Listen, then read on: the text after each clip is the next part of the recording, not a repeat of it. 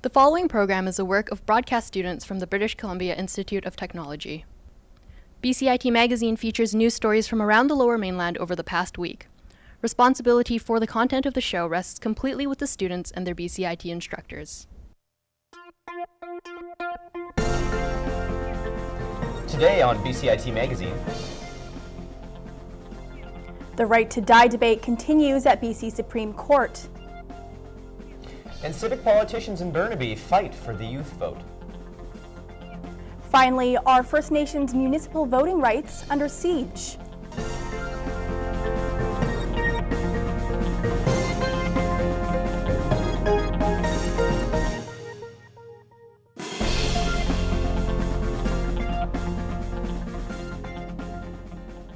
Good afternoon and welcome to BCIT Magazine. I'm Mitch Pollock. And I'm Megan Roberts. A 63-year-old woman suffering from Lou Gehrig's disease is going to BC Supreme Court for the right to die on her own terms. It's a controversial issue, but one group is making an extra effort to have their opinion heard. Gurv Bod has the details.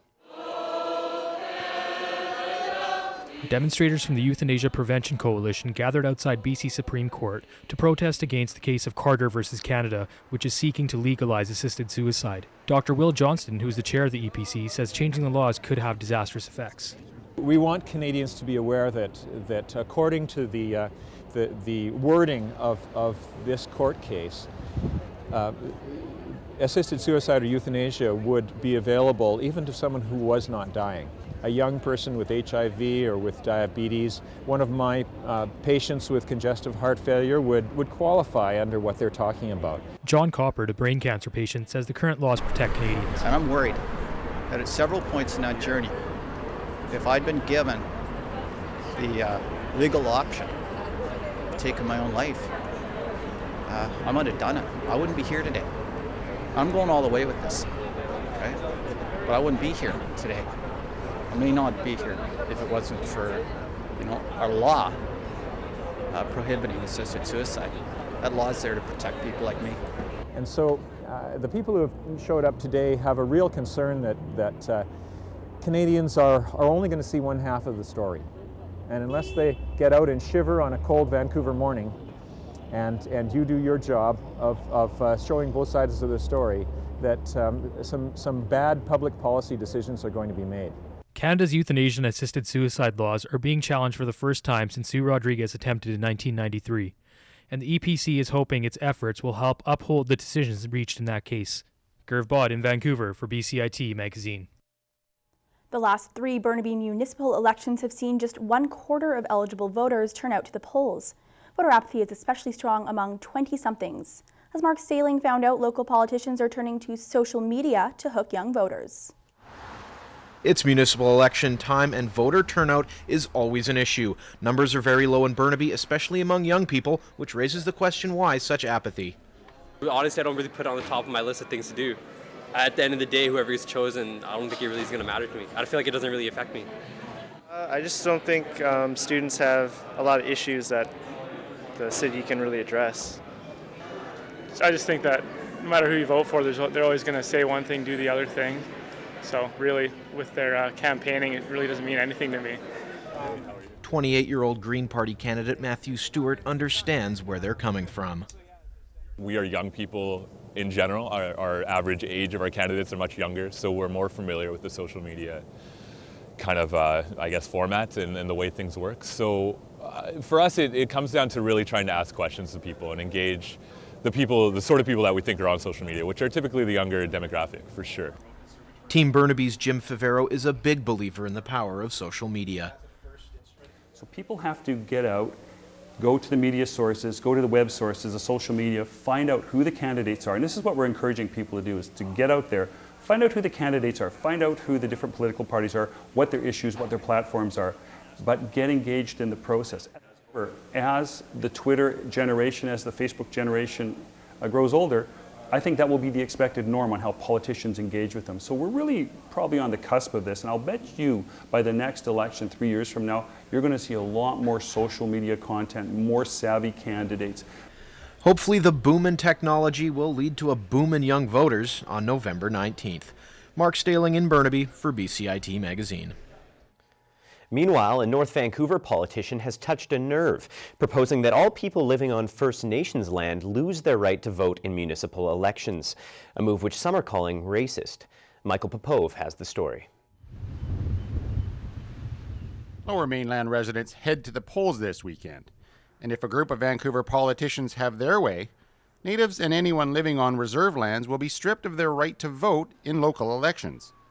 The Metro Vancouver Committee on Treaties is recommending the measure. Their reason? Anyone living on First Nation lands aren't paying taxes directly to the city in which they live. Those non-member residents will have access to all of the amenities, all of the community attributes in West Vancouver, for example, that without paying directly for the access to those amenities, be it recreation centers, libraries, art galleries, museums, etc. Squamish Nation Chief Gibby Jacobs says this is all about First Nations wanting to control what's happening on their land. He called the change racist, a change Alan Nixon denies. I deny it vehemently. This has got nothing to do with racism. This has got everything to do with tax fairness and equity amongst the residents of a municipality. But Squamish First Nation member Alexandria Barnes wasn't concerned about tax policy. I was totally shocked. Is it like Native people don't count anymore? We were given a vote back just over 40 years ago, and they want to take it away? The Metro Vancouver Committee on Treaties is recommending the change.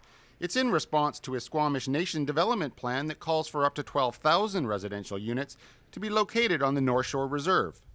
I find the whole matter totally confusing. We were not informed. I'm still just shocked. A report released by the Metro Vancouver Committee on Treaties says what's at issue here is representation without taxation. It points out that if the Squamish Nation development here at Ambleside Beach is any indication, that the percentage of eligible voters living on reserve lands in West Vancouver could rise from 7.5% to over 30% in the next 30 years, a number high enough to put undue strain on local services that the municipality says it expects those who use to pay for. Michael Popove on the North Shore for BCIT magazine. A group of teenage caped crusaders are causing an internet uproar, exposing would-be sex offenders online. Gurv Bod joins us live with an update on the story. Thanks, Megan. 3 Chilliwack teens have been luring men into public by posing as underage girls on chat rooms. Now, when the men show up in public, the boys, who are dressed as superheroes such as Batman, have the cameras rolling. Now, the boys then post their videos onto YouTube under the title "To Troll a Predator," where they've received over 1,000 views already. Now, Gurv, vigilante justice is popular in the movies, but how are police looking into the matter? Well, the boys have met with Chilliwack RCMP, and the police are saying that their first primary concern is the boys' safety. Now, no charges have been laid in either against the boys or the men who showed up, but the investigation is ongoing, and the police just wanted to say that they understand that the boys were trying to do the right thing, but they want to leave the crime fighting to the professionals. Coming up next on BCIT Magazine. Occupy Vancouver enters its second month. And the police poster campaign looks to identify rioters. Eat the rich! Hungry! Eat the rich! Hungry! Eat the Let's slow the money down! Let's slow the money down! Get a piece of it for ourselves! Get a piece of it for ourselves! Economies, corporations, markets, and currency. These are not forces of nature. We invented them.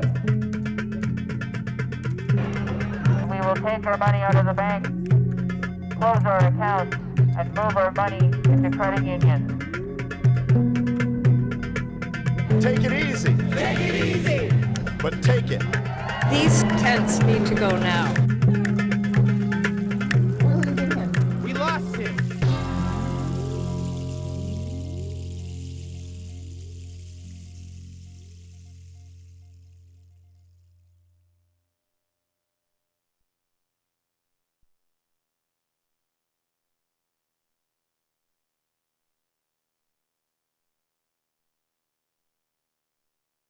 As legal action looms, the Occupy protest moves into its second month outside the Vancouver Art Gallery. We have the latest from the site.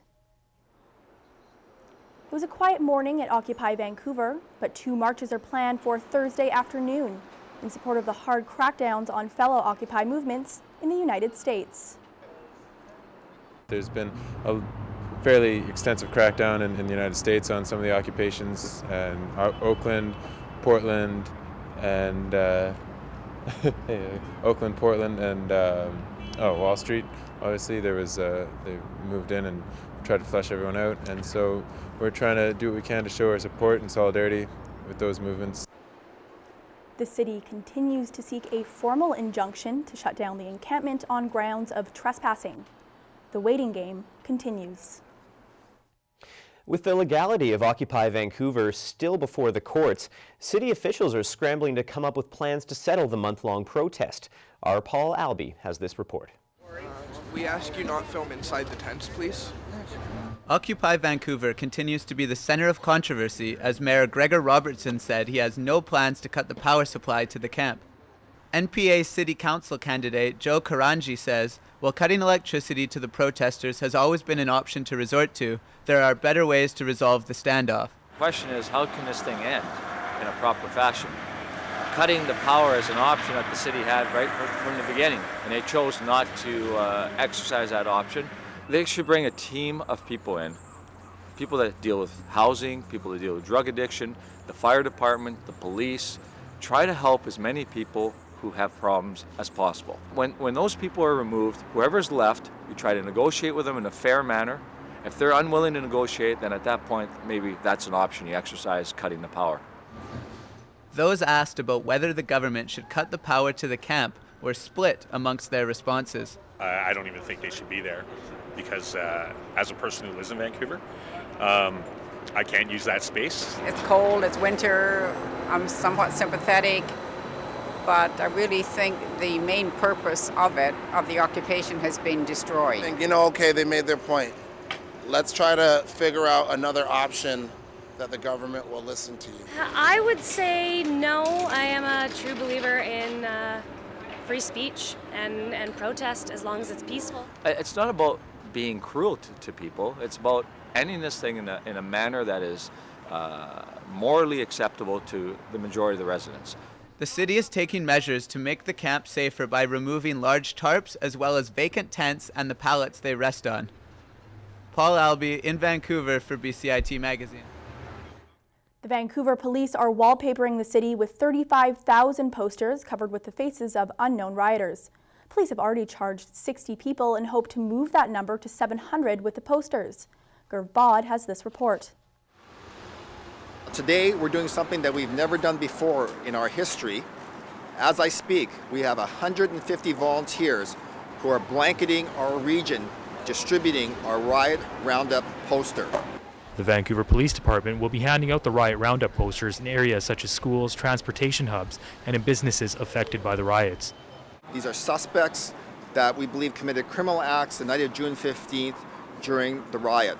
And it's our hope that as many people as possible view these photographs and help us identify these suspected rioters. Our hope is over 100,000 people will look at these pictures. The police are hoping their strategy of taking to the streets will encourage the public to get involved in the search for suspects. This is where the crimes occurred, and this is where we're going to solve it with the help of the public. The investigation is progressing well since we took the first 163 charges against the 60 individuals to Crown Counsel. And I can tell you that every day our officers are making arrests at people's homes, businesses. This is one of the investigative strategy to drive people back to the website so that we can get those tips coming back in. Despite earlier criticism, the public now appears to support the VPD's efforts. I can see they are working on it. It does take, it's a little frustrating because it's taking so long, but I can see that, they're trying hard and they're trying to get all the guys. That's the most important thing, is get everyone. As long as they're fighting it, it's all good. And they're handing out flyers over there, I saw, so yeah. That's about all they can do, right? The Riot Roundup poster initiative is expected to produce more charges in the riot investigation, and according to police, those charges could be announced in the coming weeks. Gurv Bod in Vancouver for BCIT Magazine. The Vancouver Police Department was busy this week also teaming up with ICBC to raise pedestrian awareness. However, critics are worried the program is just another attempt at improving statistics. Gurv Bod has the story. Pedestrians in Vancouver can soon expect to see more police officers. The VPD, in partnership with ICBC, announced the PedWatch initiative, which aims to raise awareness for pedestrian safety. We're here today because we care and are committed to working with our partners to prevent further crashes, injuries, and deaths. Sadly, every year in British Columbia, an average of 2,300 crashes occur involving pedestrians. Pedestrian safety programs aren't new to this province, and they're not new to this city either. However, statistics continue to show that accidents involving pedestrians are on the rise. The Vancouver Police Department and ICBC believe that this new program that they're implementing will have a positive impact and change that. What's unique about this program is that we're going to sustain this enforcement. We're going to focus on pedestrian safety, and we're going to continue it. It's not just a one-off program. It's something that we're going to move into the future, enforcing all those behaviors that put pedestrians at risk. And we're talking about enforcing laws on all road users, whether it be the pedestrian, the cyclist, the skateboarder, or the motorist. Even though the VPD says the program is here to stay, the public seems divided on whether it will make a difference. I definitely think them funding something with that initiative in mind will definitely help with the safety. I don't see how putting more money into it's going to help solve the problem. I'd say that people should be exercising their common sense. You know, the police can certainly help, but it should be something that's on everybody's minds when they're walking or driving.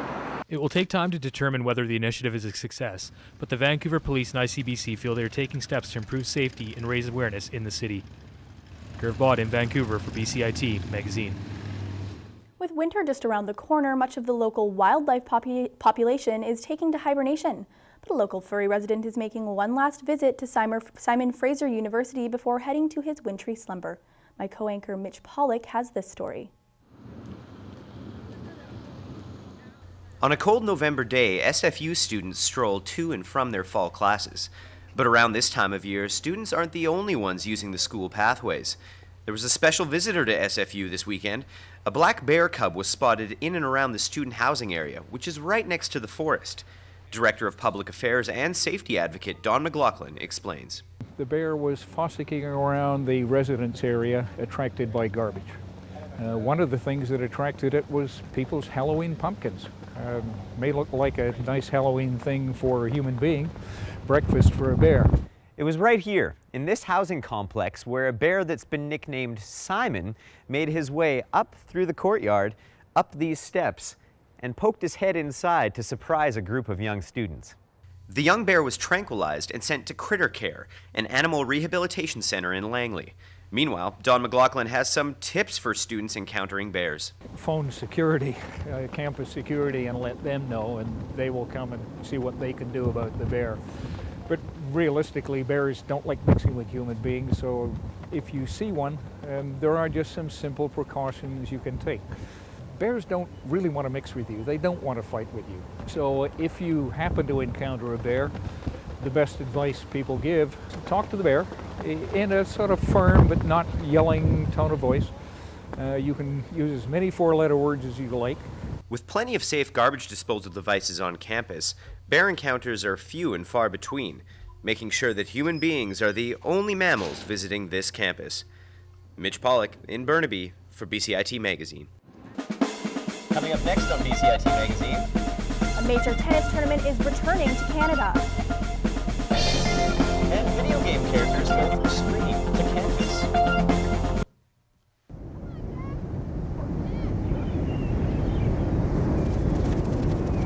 This is me. And my mom and dad. And my big brother Alex. And Jack.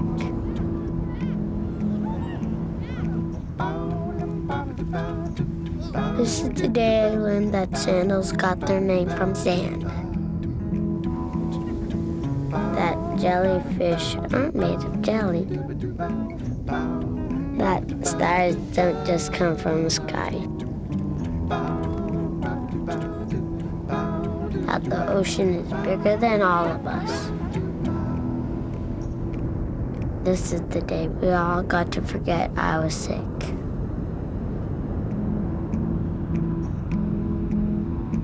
This was my wish. It's Monday, why not head down to Robson Square for your lunch break? UBC's Brass and Wind Ensemble will be playing everything from Mozart to Stravinsky as part of their ongoing lunch hour music series. November 24th, the Vancouver Christmas Market is back in town at the Queen Elizabeth Theatre. The second annual event is a celebration of German culture with 45 vendors offering Christmas gifts, food, and drinks. The market is open daily until Christmas Eve. The biggest week in Canadian football as the Vanier Cup and Grey Cup finals are in town at BC Place Stadium. Friday, the top two teams in Canadian football battle it out for the 47th Vanier Cup. While on Sunday, it's the big show, the 99th Grey Cup. The city will be alive with parties throughout the week. Check out 2011 GreyCupFestival.ca for more details. How's your community calendar? I'm Colin Hope. Well, it's an exciting time to be a Canadian tennis fan. Rising stars Milos Raonic and Vasek Pospisil are flying up the world rankings. And now Tennis Canada is announcing Vancouver will be hosting the Davis Cup next February.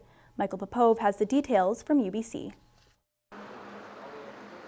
It is my great pleasure to announce that the Davis Cup by BNP Paribas World Group first round tie between Canada and France will be played here in Vancouver at the Doug Mitchell Thunderbird Sports Centre.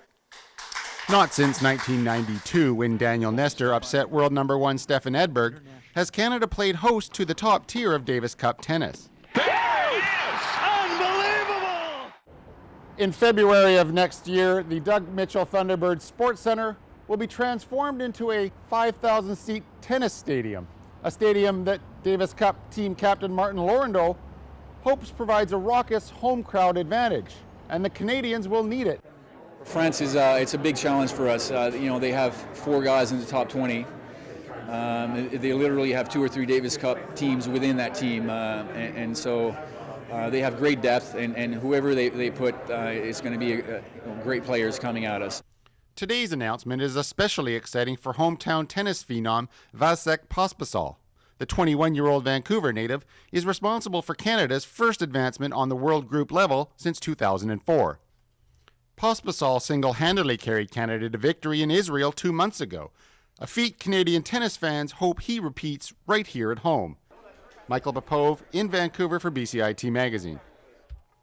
And while the Vancouver Art Gallery may be overrun with protesters, there's another gallery in town that's a little more laid back. And I got a chance to go this week and check it out.